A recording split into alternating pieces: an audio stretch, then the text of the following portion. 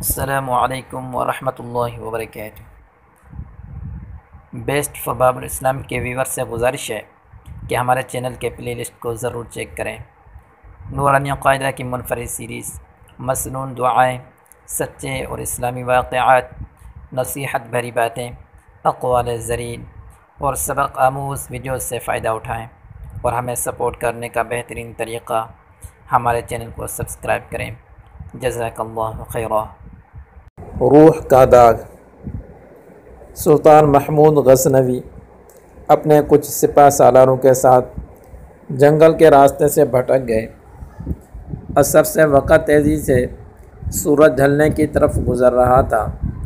سلطان جنگل میں راستہ تلاش کرنے میں سرگرداں تھے کہ ایک ہندو دھرم کی شہزادی پر نگاہ پڑی، جو اپنی کنیز کے ساتھ شاید شکار پر نکل آئی تھی۔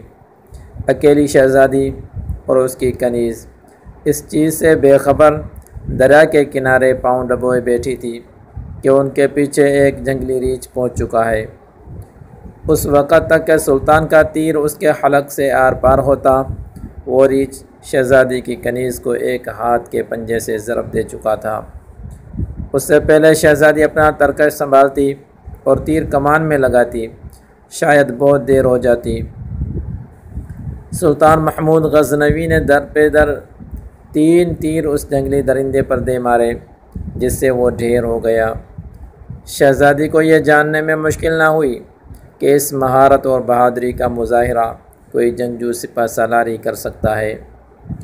شہزادی سلطان کی طرف متوجہ ہوئی، اظہار تشکر کے لیے اپنا تعارف کرواتے ہوئے بولی، میرا نام سمرتی ہے، میں جے پور ریاست کی راجہ کی اکلوتی بیٹی ہوں، میری جان بچانے کا شکریہ۔ میں تمہیں اپنے پتا سے کہہ کر فوج میں کوئی اعلیٰ عہدہ دلا دوں گی۔ ویسے تم ہماری فوج کے سپاہی لگتے نہیں ہو، بتاؤ کہاں سے تعلق ہے تمہارا؟ سمرتی شاید یہ نہیں جانتی تھی کہ اس کے سامنے کوئی معمولی سپاہی نہیں ہے، بلکہ اس وقت کے سب سے طاقتور اسلامی لشکر کے سربراہ اعلیٰ سلطان محمود غزنوی رحمہ اللہ ہیں، جن کے نام سے ہی ہندو راجاؤں کے حلق خشک ہو جاتے تھے۔ سلطان نے مختصراً اپنی شناخت ظاہر نہ کرتے ہوئے کہا، جی میں کسی اور فوج کا سپاہی ہوں۔ چلیے محترمہ، میں آپ کو کسی محفوظ مقام پر پہنچا دوں گا، آپ میرے پیچھے چلتی جائیں۔ اندھیرا بڑھتا جا رہا ہے، راستہ نہ ملا تو شاید اسی جنگل میں رات بسر کرنی پڑے گی۔ شہزادی سمرتی جان چکی تھی کہ یہ شخص لالچ اور خوف سے پاک ہے۔ وہ سلطان کی نظروں میں حیات دیکھ کر خود کو محفوظ محسوس کر رہی تھی۔ جنگل کی خاردار جھاڑیوں کی وجہ سے شہزادی کا پہران مختلف جگہ سے چھلنی ہو چکا تھا۔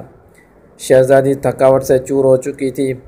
سلطان نے شہزادی کو ایک سخت پتھروں اور درختوں کی اوٹ کی طرف اشارہ کرتے ہوئے کہا، شہزادی آپ ادھر آرام کر لیں، رات کی تاریکی بڑھ رہی ہے اور موسم میں بھی تغیر کے آثار ہیں۔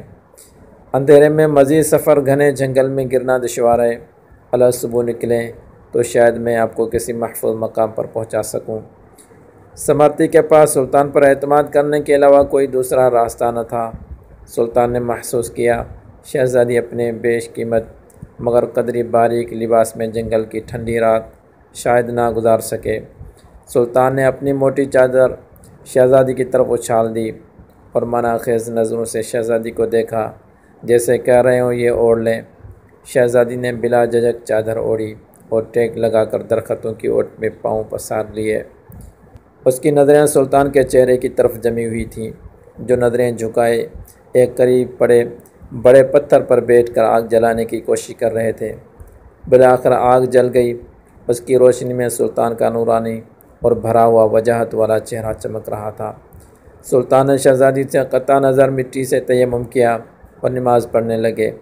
شہزادی کو جھٹکا لگا، اوہ یہ تو مسلمان لگتے ہیں۔ ایک دفعہ شہزادی کانپ گئی، کہیں غزنی کے لشکر سے تو نہیں، یہ تو لٹیرے ہیں، گائے بھینس بکری سب کا ماंس کھاتے ہیں، یہ مجھے زندہ نہیں چھوڑیں گے۔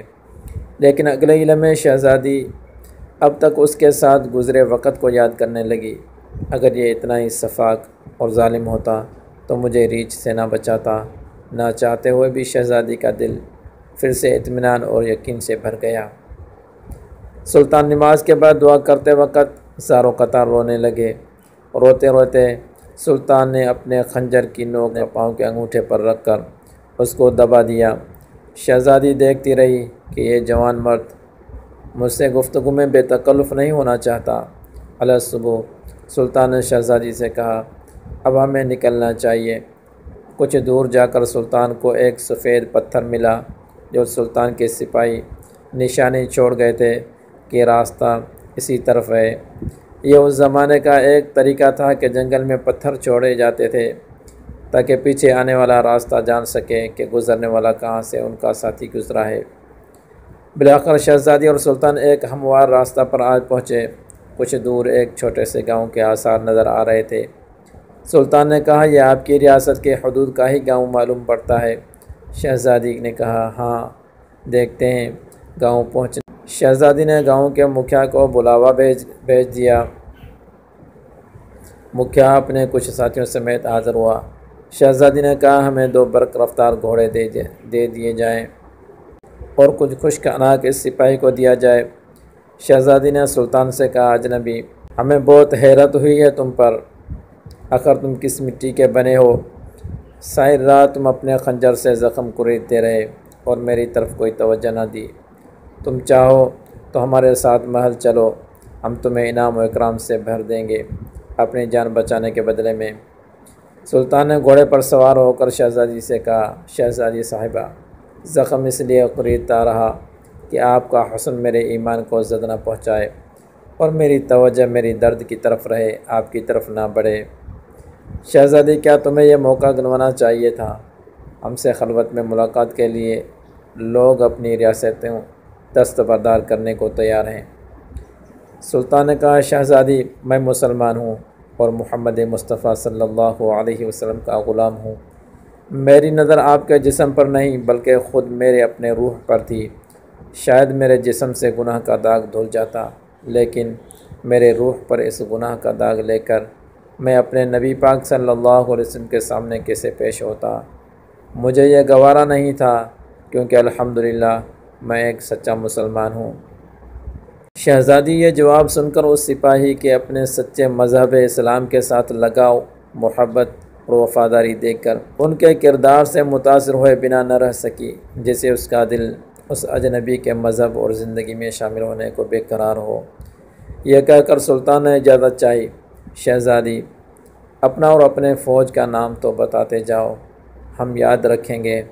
سلطان نے چادر سے نقاب اوڑھا، تیر ترکش کندھے پر ڈالے، تلوار اپنے میاں میں ڈالی اور گھوڑے کی رکابیں پکڑتے ہوئے بولے شہزادی میرا نام ہے سلطان محمود غزنوی اور میں ہی غزنی کے عظیم الشان فوج کا سپہ سالار اعظم اور سلطان ہوں۔ یہ کہہ کر سلطان نے گھوڑے کو ایڑ لگا دی اور سر پڑتے ہوئے آنکھوں سے اوجھل ہو گئے۔ اللہ اکبر۔ یہ تھے اللہ تبارک و تعالیٰ اور اس کے رسول صلی اللہ علیہ وسلم کے سچے اور وفادار اسلامی سلطنت کے حکمران اور مسلمان بادشاہ اور کامل ایمان والے۔ آج ان کے نقش قدم ہم سب کے لیے راہ نجات ہیں۔